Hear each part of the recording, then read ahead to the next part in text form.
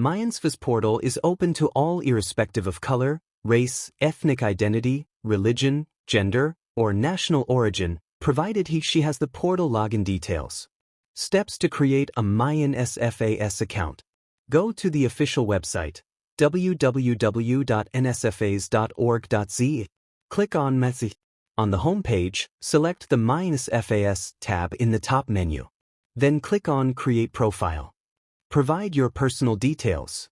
You'll be asked to enter full name and surname as they appear on your South African ID. South African ID number, email address, cell phone number, marital status, province.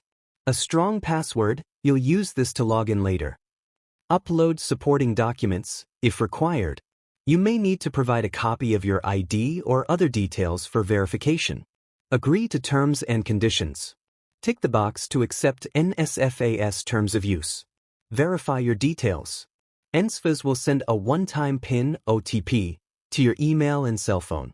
Enter the OTP to confirm your account. Log into your new account. After verification, you can log in using your ID number and password.